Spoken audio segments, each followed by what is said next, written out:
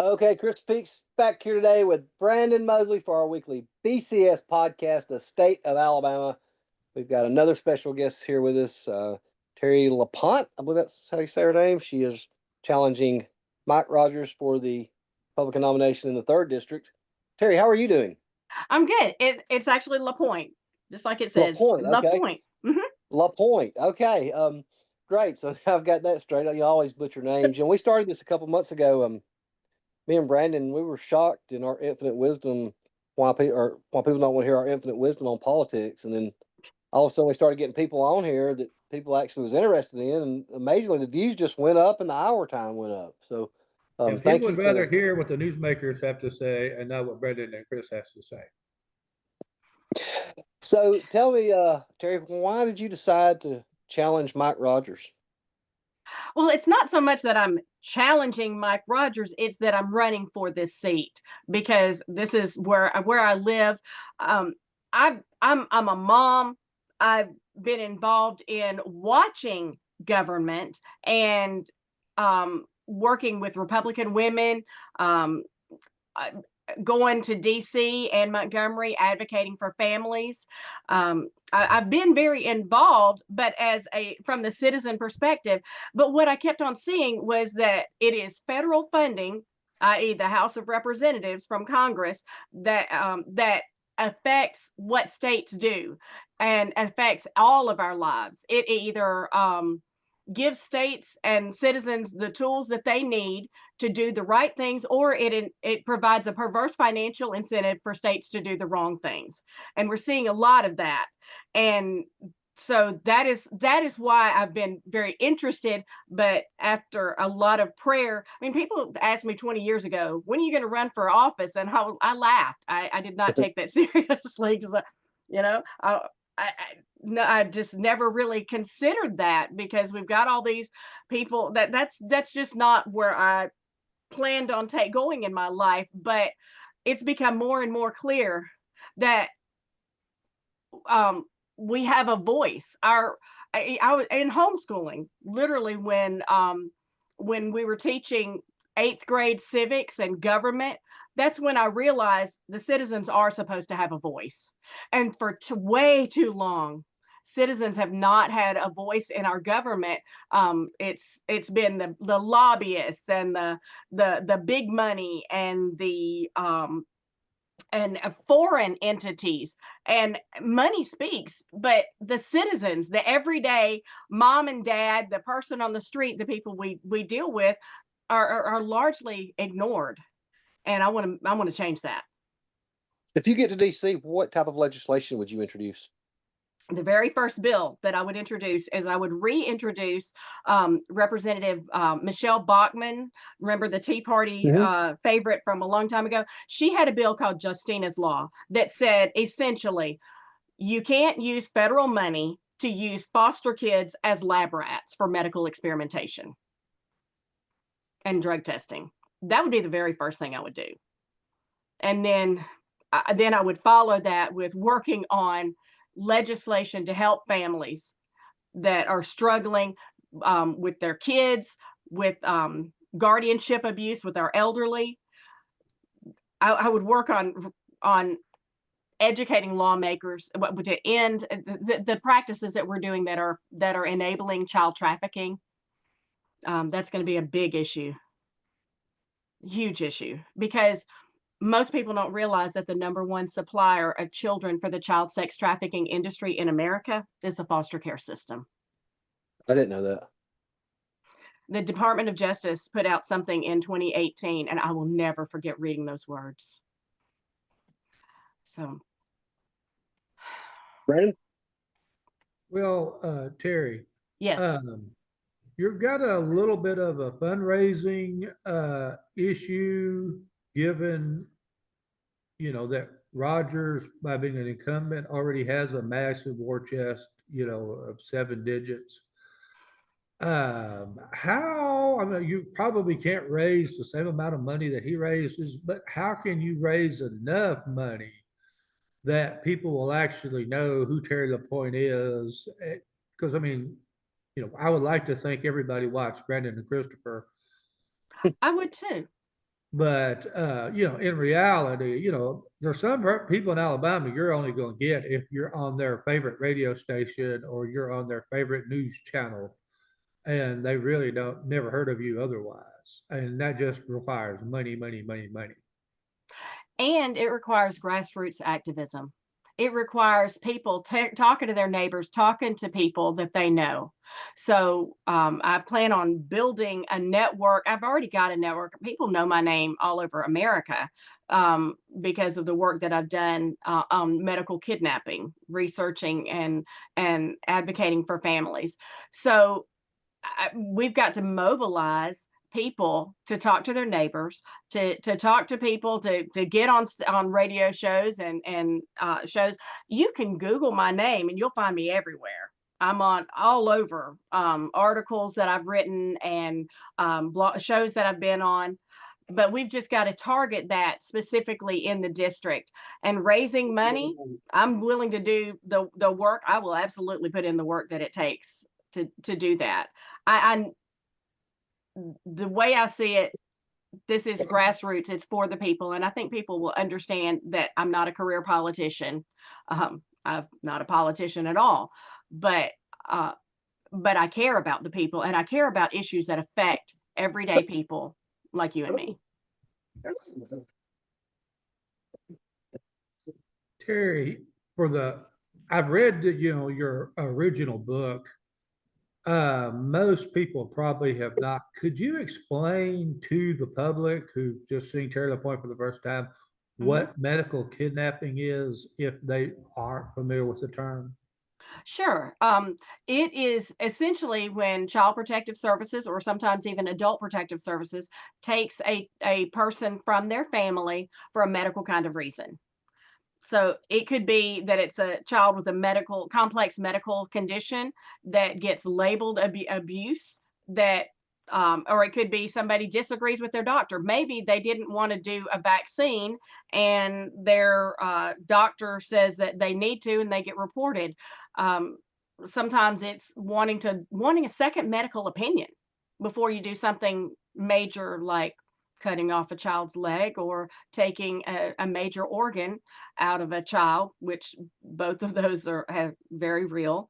Um, Senior citizens, it can be they they just take over their estate and they take over their lives through a fraudulent guardianship, an abuse of the power that states have to take elderly under guardianship. Terry, staying on that right there, you're talking about vaccinations. How do you feel about Robert F. Kennedy Jr. and what his goal is as head of HHS and with vaccinations? Yeah, I think he's really taking a diplomatic road because I do believe that he is that he recognizes that there are serious vaccine injuries that happen. But he also recognizes that a lot of people are still not aware of that. And the COVID vaccine really opened a lot of people's eyes to things that have been going on for a long time, actually. So um, I'm very hopeful. I do know that he knows about medical kidnapping. I know that he wants to have he's not coming out and saying he's anti-vax. He is saying that he wants to make sure that they are safe, and they're not nearly as safe as they've been presented to the American people and to the world's people, frankly.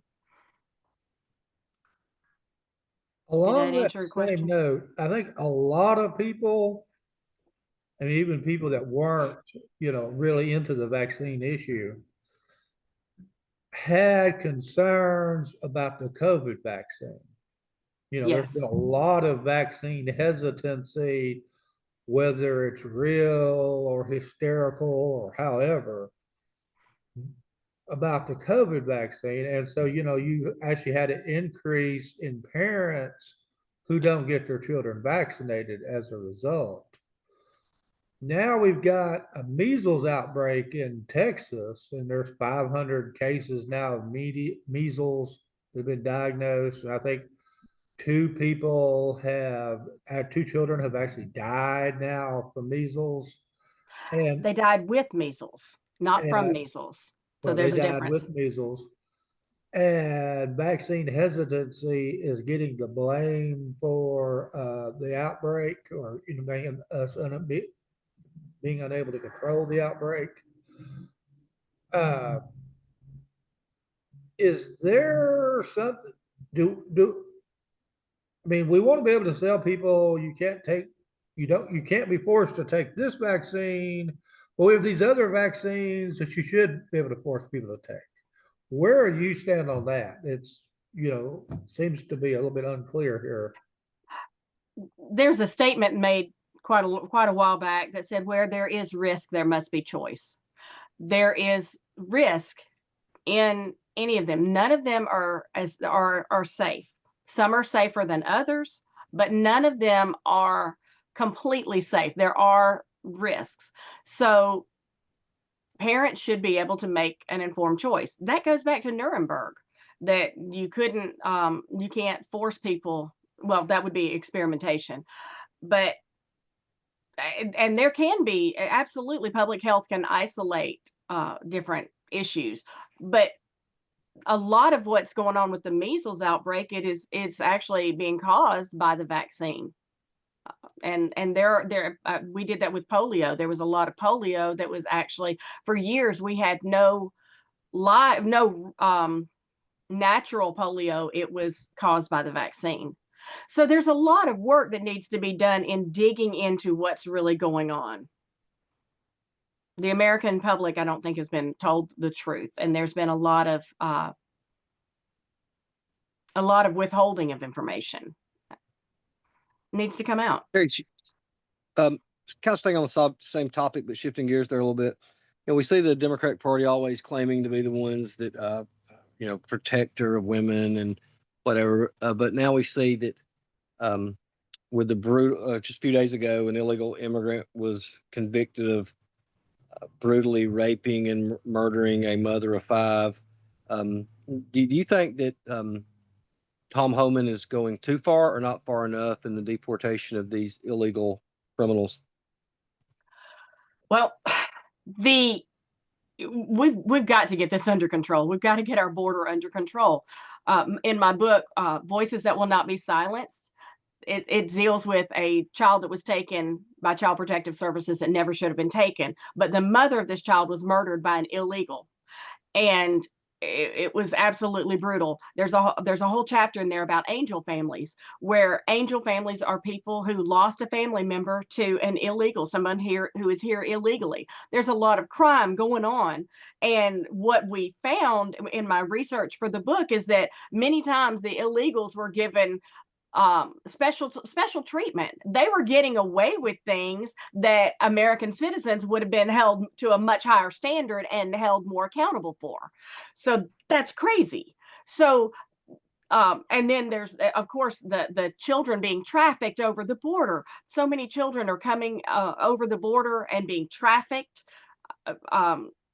So we've got American kids being trafficked through the foster care system, and we've got tons of illegals. Here's something that I pointed out in my book. If you are here legally and you're a citizen and your child gets taken by Child Protective Services, or something happens to your family and you want to fight for your family, many times that's very difficult. Many times that is a really hard battle. But just imagine if you're here illegally and they take your child, or something happens and you're dealing with the legal system there. What resources do those parents have? They have far less than us. So in some ways, this is a very compassionate thing to protect the border and say, come here legally. So that way you have access to even our American justice system in a better way.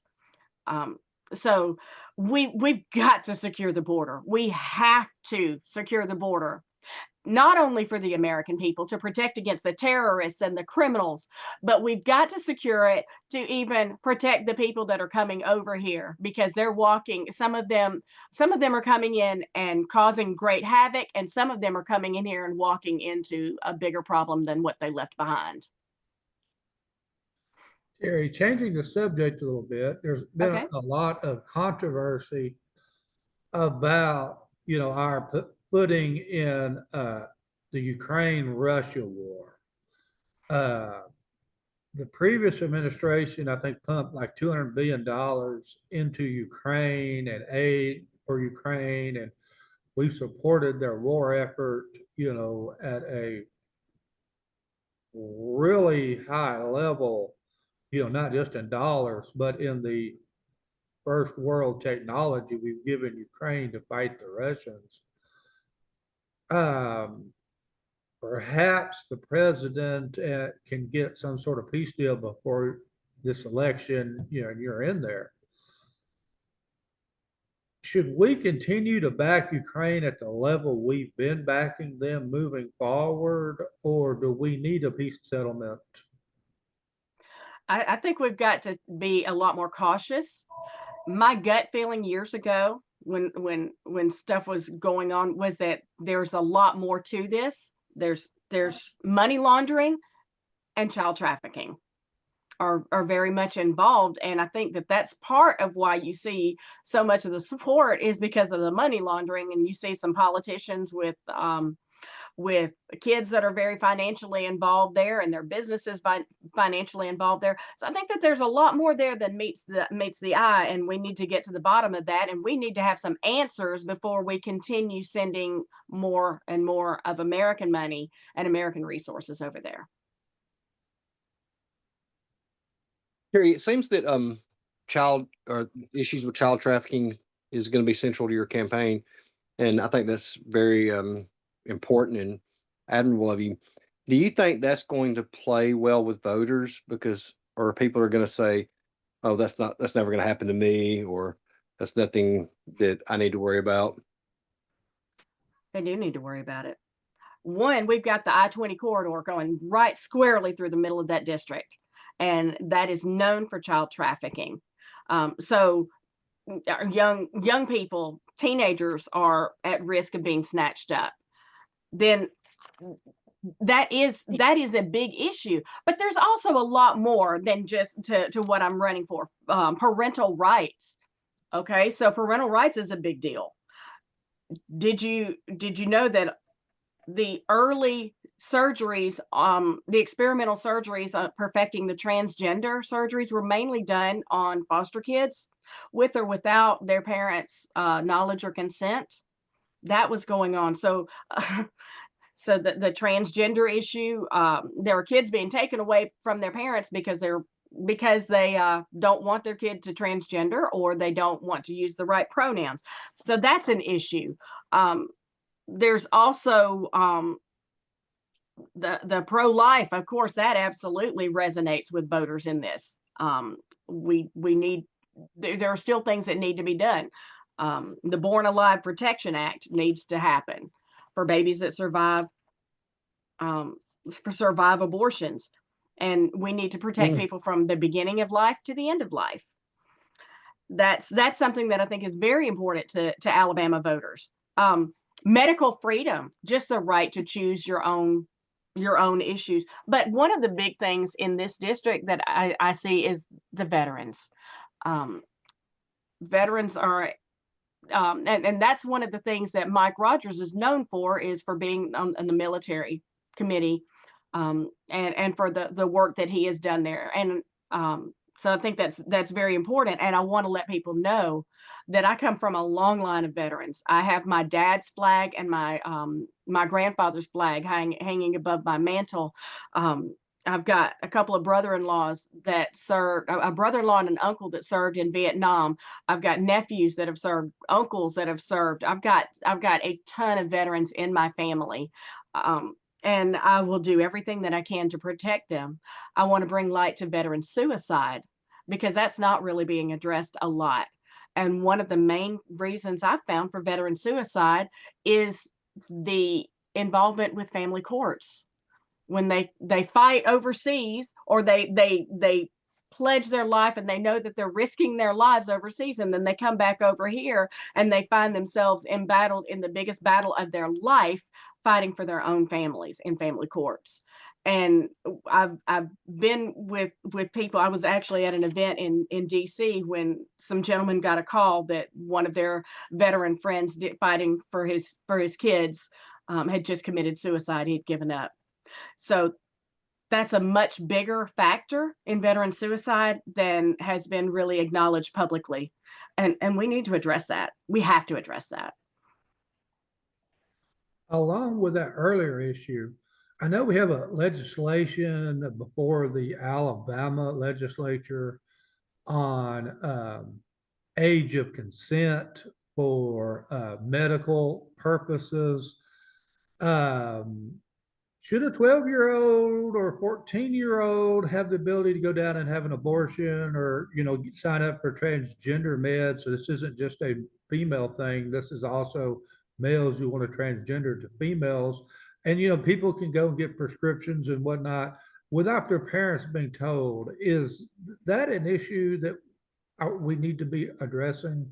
Absolutely. Absolutely. I've been saying that for a long, long time. 14 is way too young for them to be making these decisions. I told my own kids nothing permanent until you're 18. They could have their ears pierced, one, but then they were not permitted to do something permanent to themselves, like even tattoos. If you want a tattoo, fine, wait till you're older. And now we're having kids making the decision to get on um, psychotropic drugs where they're having these side effects or these normal the way the medications work without their parents even knowing what's going on. Some of these medications have risk of suicide, and the parents don't find out that their kid is even on these medications until they find them hanging in the garage. That has happened. That's Parents need to know, because we're responsible as parents for our kids until they are 18 or graduate high school or that kind of thing. So why, and they can't sign a contract in Alabama to get a cell phone of their own until they're 19, but yet they can keep their parents out of every medical decision. They can have their a friend from school's big brother or big sister take them down to the health department and get on birth control pills. They can have somebody take them to go to a psychologist or psychiatrist who puts them on medications, and their family has no idea. So they can't even do their parental job of monitoring for side effects and seeing what's going on. And parents are responsible for their kids, so we need to have the ability to speak in and be involved. And especially like where you're saying the transgendering, and I mean that's insane that schools are fighting for the right to transgender kids without their parents even knowing. And it's Terry, happening. back to the veterans thing. I served in Afghanistan, and I have Thank lingering you. effect. Thank you. Thank you. Yes, for being around the burn pits, and disabled from it. Um, we've seen, when I finally got into the VA, it took almost from the first time I made the phone call to seeing the primary care physician, it took almost 2 months. And I think President Trump is wanting to do something to where veterans can go see the doctor they want and not have to bypass the VA. Do you think that's something we should look into? That once you're a Absolutely. veteran, Absolutely, absolutely. There are some places where the VA hospitals do a very good job, but there are some places where they do a very awful job. And it is it is unthinkable to me what we are doing to the men and women who have risked everything and sacrificed for freedom in this country, and we've got to do a better job of serving them and providing for their medical care. Absolutely. I will fight for that. Absolutely. Getting back to the issue we was talking about a moment ago with the juveniles being given puberty blockers or birth control pills or abortion services, Planned Parenthood receives a lot of money from the taxpayer. Yeah, they do. And they've been pushing, they're the primary deal. We've known for 50 years pushing abortion, covering up, obviously what would have been incest or pedophilia. Yeah. You Boy, know, you're right. and there's a routine business model. And they're also the big one prescribing the puberty blockers and the transgender hormones and all this other. This is a new little sideline business they've gotten into. Do they need to be getting 1 cent of U.S. tax dollars? Not a dime, not one penny, not a single penny. Because all the services, and you remember there was a big outcry that, oh, they provide more than service, more than abortion. Well, that is their primary business, and then their side business there. But the other services that they provide, you can get anywhere. You can go to the health department and get those services.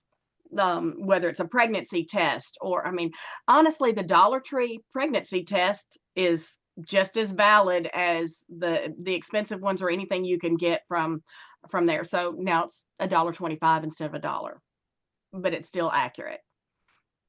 This We is don't sort need of them. outside your, the third district, but I mean, it would affect all of Alabama. There's been a lot of discussion is should we 6-lane I-65 from the state line all the way down to Mobile. I know it's not in the third, but a lot of people in the third end up on I-65 for various reasons. Is there federal dollars for that, and would you support it if you were in Congress? That arrowhead definitely needs to be widened. I don't know honestly if there's federal money for that, but if there is, and that's what the people want, then I absolutely support that. I do think we've got to have more accountability in where our money goes, but I think that's a pretty good thing, because there's people travel through our state on their way to the beach, and then yes, District 3 definitely uses I-65.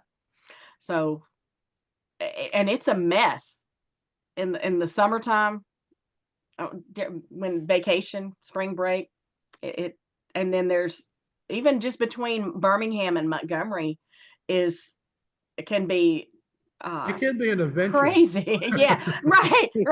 Yeah, like, okay, I've had it happen where I was supposed to be back at a Republican women's meeting in Trussville, coming back from Montgomery, and we some of us that were in leadership just about missed the whole meeting because of getting stuck on I-65.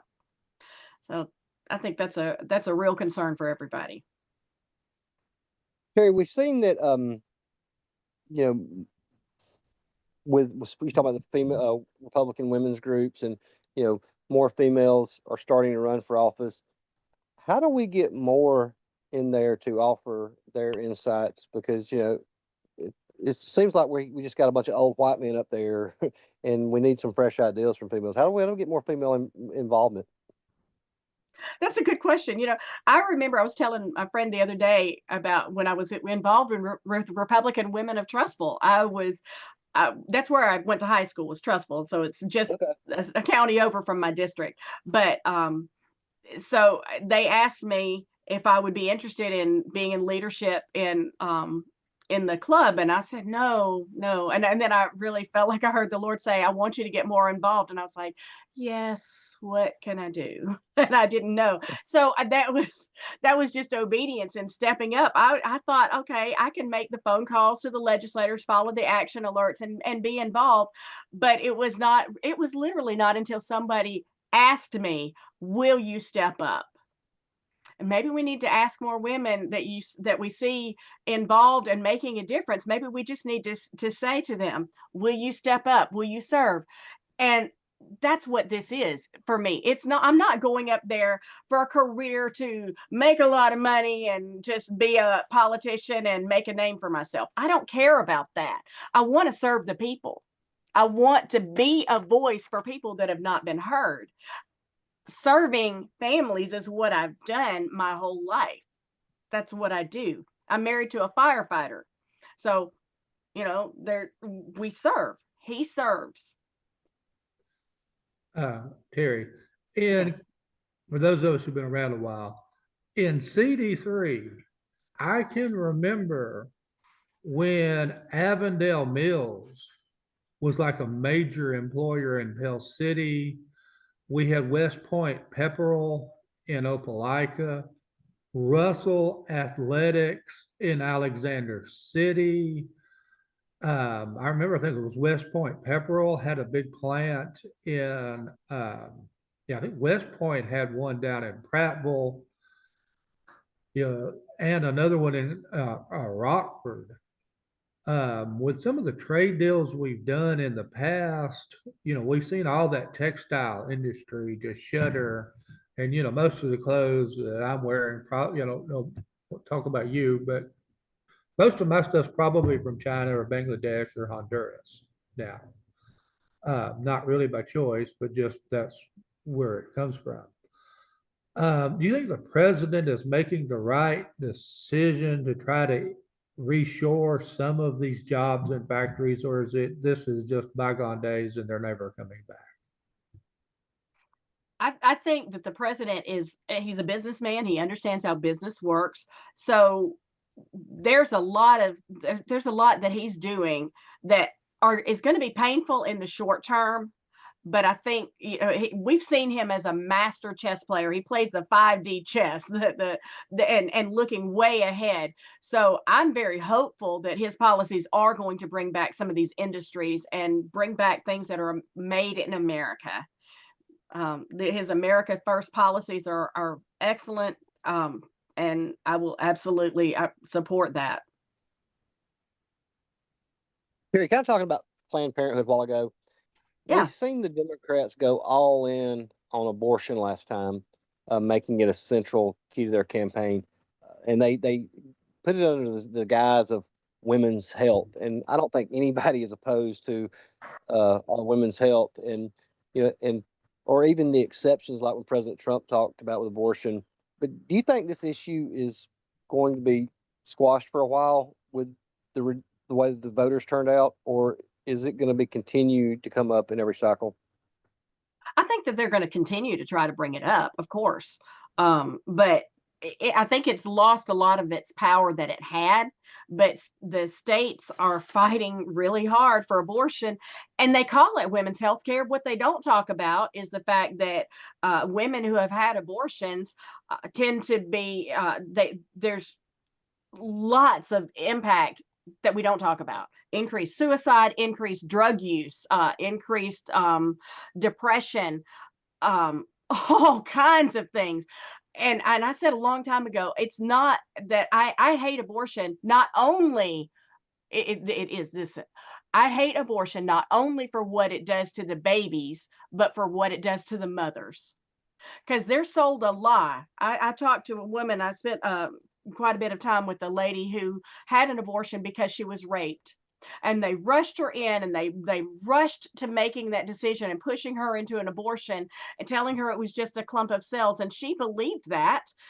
But that's not what her soul said. When she regretted it, and she was tormented, and she was traumatized by what happened. And she said, the rape, she couldn't help. She couldn't stop that, but she could have done something about the baby. So this is something the abortion industry uses women who conceive and rape as their poster child. That's how they started abortion being legal in Mississippi years ago, before it was legal anywhere else, because of the exceptions for rape. However, have they talked to the women who conceived in rape? I have. I've talked to a lot of them. Judah Myers had a ministry called Choices for Life, exclusively providing for the needs, the physical and material and spiritual, emotional needs of women who conceive and rape.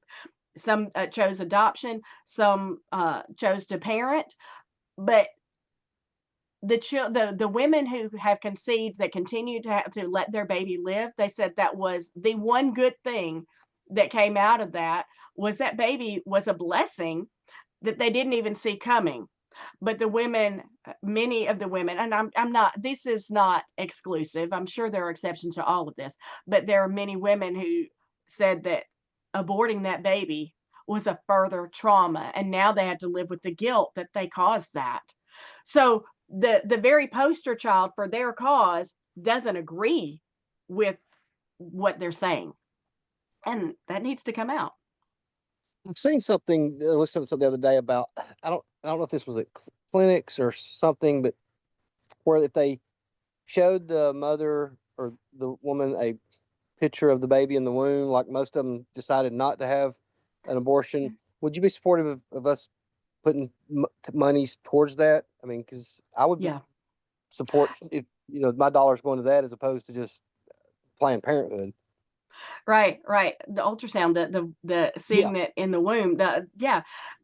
There is a ah, it's a tough one because there is an increased risk of miscarriage with ultrasound, especially multiple or early ultrasounds. Okay. However, there actually is, but when someone is determined or really strongly considering aborting the baby, risk versus benefit, most of them do choose to let that baby live. So yeah, I'm definitely supportive of that. The storks, I forget for the name of it, and I've seen some of the buses. Yeah, they make a difference, because these babies in the womb, they feel pain. There's video of even an amniocentesis needle going in there, and they're batting at the needle. They're in the womb. They're aware of what's going on. These babies feel pain. They feel. I mean, my background. Just full disclosure, my background before I became an investigative journalist and a writer and an advocate for families, I was a labor doula, childbirth educator, breastfeeding educator, and I wanted to be a midwife. I was studying that. So I studied parent-child bonding. That's and I studied the Okay. impact of on the babies in the womb. That's what I studied. Terry, we've had a massive shift in society over the last 20 years where, we've always had a suicide issue, but, suicides are way up, especially among young people and teenagers. How much of what we're seeing is due to social media and bullying over social media, and the tech companies have poured tons of millions of dollars into Congress, congressional campaigns to protect their industry from regulation? Do we need to look at maybe age restricting a bunch of this access to, the internet? I mean, pedophiles used to be weird people on street corners that, came up to girls at bus stops. Now it's somebody coming into your home through the social media. Do we need to reg this? There needs to be some more done. I know the Alabama legislature has struggled so much just to get a filter on your phone, to where if you want pornography on your phone, you actually have to turn it on, rather than what happens now when you get the phone and it's all access, and parents have to go through 30 some odd steps to turn it off for their kids. And we didn't even know that was a thing, that you could do that. So a simple fix, like phones come with all that off, and if you're a pervert and you like crazy, horrible stuff, then fine, you can go through the steps and you can turn it on yourself. But kids need to be protected, and that's such a common sense, simple thing, and really that needs to be done federally, because these are minors. They don't need to be targeted there, and there are things that we can do.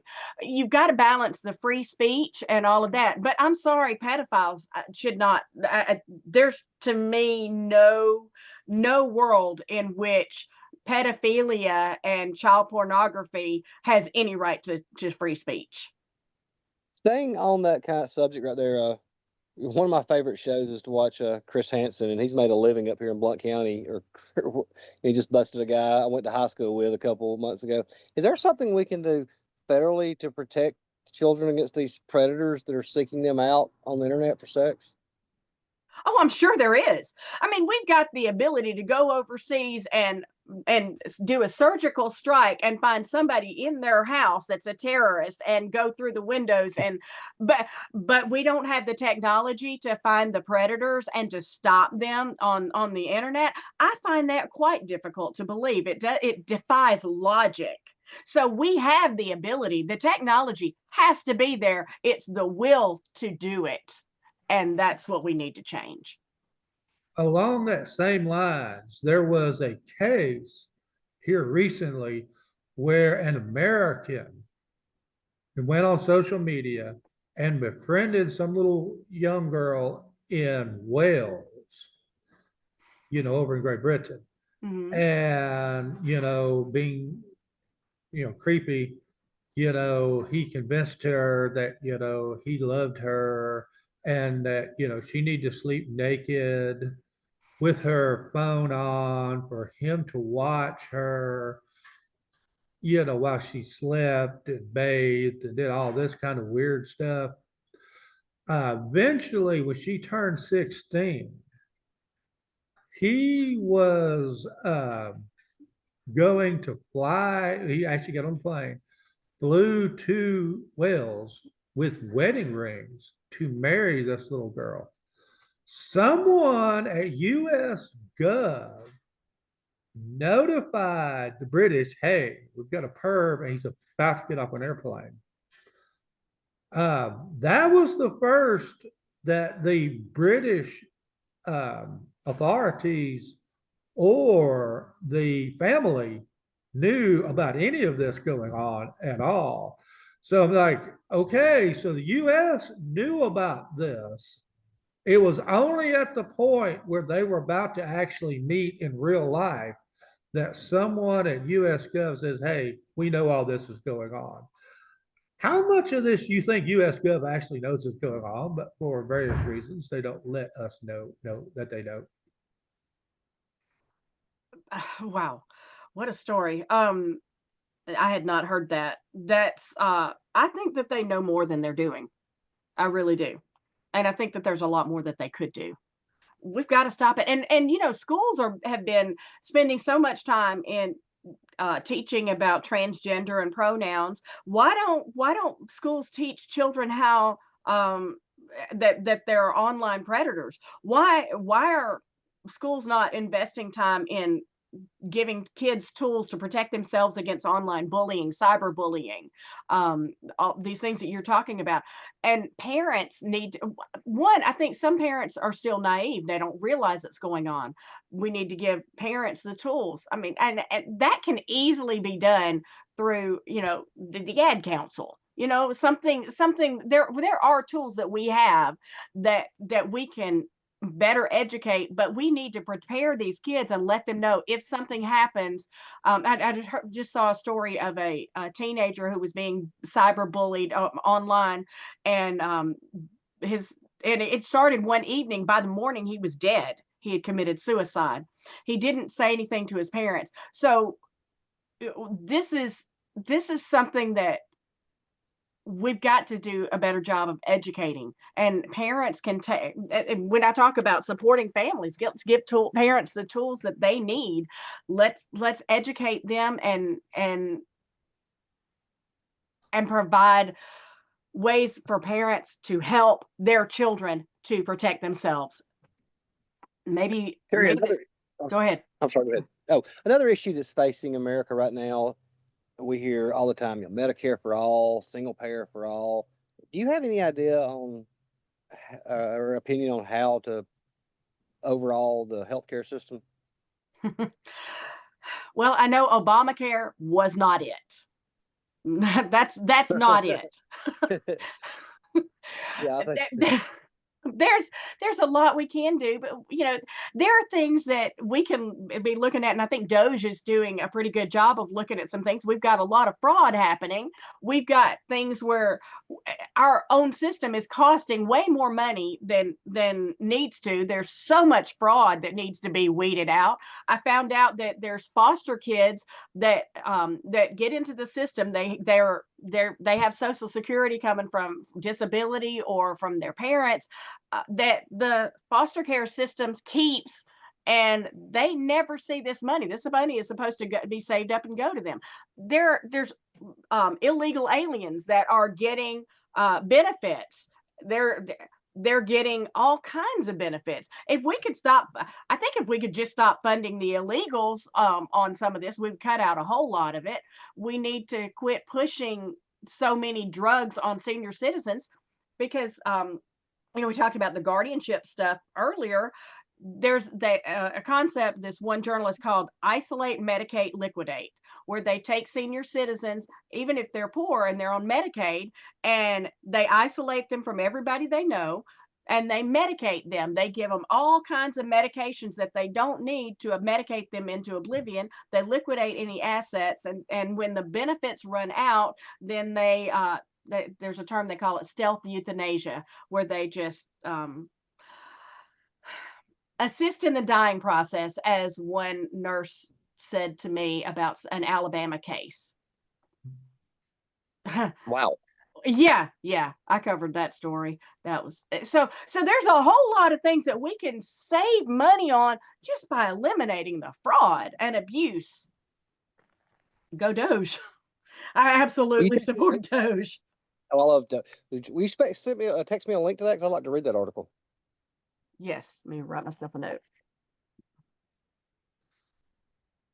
Terry, we have an issue with, drag shows where homosexual, transvestite, transgender types go into like public libraries and public schools where schools will let them, have story time with the gay people, I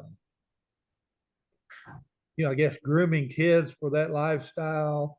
Apparently we don't have the same sort of deal for like swinger people, who try to, the swingers, what's the difference? You're trying to sexualize children at the youngest possible age. And of course, this becomes a rights issue, speech rights. I don't see where there's a right to proselytize to children or your deviant lifestyle, even a straight, swinger lifestyle in the schools. Amy, they don't need to be teaching sexual stuff to kids. Any of it. We don't need to be encouraging promiscuity. We don't need to be encouraging sex outside of marriage. We don't need to be encouraging that. That's the parents' realm, and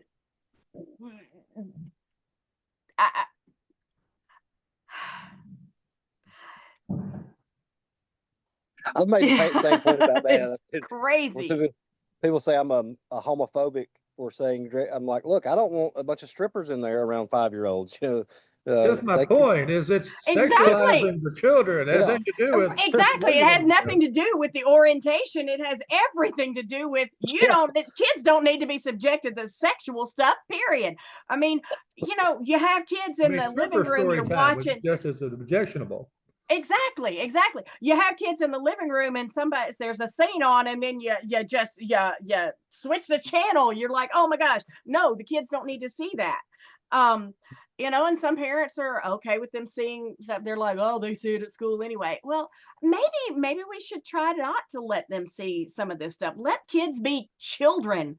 Let them dress up as Spider-Man and hobbits and ballerinas and play and be kids.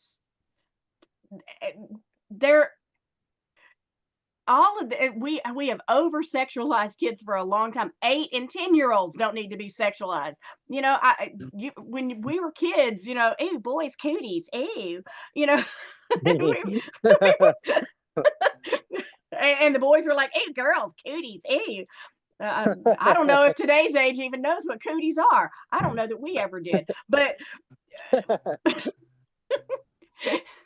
but we have definitely over-sexualized kids, and it's insane. Kids need to be allowed to be children. We need to protect their innocence for as long as we can, because we have a whole lifetime to be adults and be exposed to all kinds of horrible things. And So we need to protect children from this kind of stuff. I mean, children are going to be, they're going to find out stuff about themselves. I remember my sister Oh getting yeah, caught playing doctor or something. So we don't need to just it further happens. feed. Yeah, we don't need to further feed this, because then, and I don't know if this is related, but I see so much more about. I was this kid the other day at 14 or 15 years old sexually assaulted another girl. Like, these have to be some kind of relation. I mean, when you think that these. A lot of times kids are playing out, acting out what they see. There's experimentation. So, you if a child's doing something that's deviant, you do need to say, okay, where's this coming from? So, Right. yeah, we need revival. I mean, honestly, the government can fix a lot of this. They can, should they choose to use their power effectively, can do a lot of things, but we can't change the human heart. Government can't do that. That's culture. That's God. That's revival. We need revival in our land, and a lot of this stuff will come. A lot of these problems would be fixed. I remember hearing of some revivals that would happen, and they emptied out the prisons because there was no need for them. I long for such a beautiful day. Wouldn't that be amazing? But until then, we need to. It is the role of government to serve the people and to provide tools to do the right things. When I graduated high school, I didn't really have what I needed in my college fund. So I spent a year on my I didn't either. grandfather's on my grandfather's farm, growing squash and zucchini and tomatoes and all that kind of stuff. Yum. And me and black farmers, white farmers, a lot of small little farmers would show up with bushel baskets full of stuff in the backs of our pickup trucks. And then we would haggle for prices with, the small grocery stores. Of course, we don't have small grocery stores anymore, and we don't have small farmers anymore either. A lot of what we used to grow in Alabama, like the squash and the tomatoes, and we used to have dairies in Alabama and dairy Mhm. cows all over the place. Yeah. And we had our own cheese, and we used to butcher our own beef here in Montgomery at the John Morrell plant, which is since closed. Ziegler's used to actually butcher their hogs that were grown in Alabama, here in Alabama. Over the past 40 years, there's been Americans eat a lot more foreign grown foods than we used to eat. We get a lot of stuff from Mexico, we get from Chile, Brazil, Australia. I mean, pretty much if you're eating lamb, it's from Australia now, 90% of the time. Do we need to do something to like make it where, hey, Alabama, certainly the United States, can feed itself and isn't dependent on cargo container ships coming through the port of LA? We ran into that in COVID where there were shortages, not because there was ever a shortage of food, but because we couldn't get the ships unloaded fast enough to get the food to us. Is that an issue that Congress and the president need, and even the governors need to be looking at? Well, I know that there's a farm bill, and I'm not as educated on this as I will become, but yeah, I grew up with my grandparents. We had a half-acre garden. We had all the good stuff. Nothing like a homegrown garden tomato or some good squash. Mama used to can the green beans, and my husband has.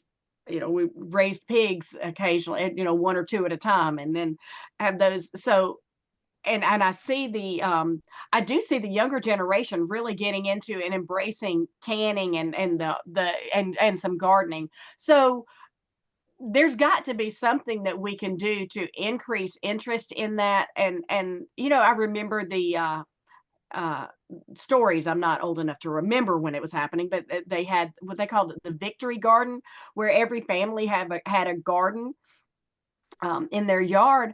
And and so you could go out and pick your own stuff. So that was a great thing. But I've seen also where people have got in trouble for having vegetables in their yard.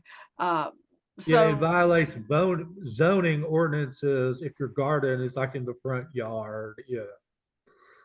yeah, so there's regulatory stuff that we need to look at and see, and okay, is this serving the people, or is this serving some big international corporation overseas? And to your point before about us becoming self-sufficient, I think, I mean, yes, we interact with other countries and nations all the time, but it is really wise for a nation to be able to provide its own needs. And should there be problems in the other in continents overseas, we need to make sure that we've got the ability to compensate. And are we giving farmers the tools that they need? And I know that we're not, because I know that like you said, a lot of the small farmers are being pushed out of business.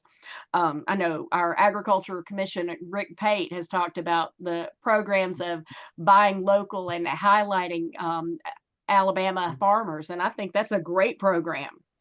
And I think that something like that could be even taken to other states and utilized. So I don't know. There's a lot we can look at. Terry, I think that's all the questions I have for you today. I don't know if Brandon's got any more. No, Terry, I mean, you spent an hour with us. We are very grateful for your time. Thank you. I appreciate y'all very much. When I get the video loaded up, I'll send you a link, and me and Brandon will get some articles wrote. But thank you very much for coming on today. Thank you. Thank you for the opportunity. Bye-bye. Bye-bye.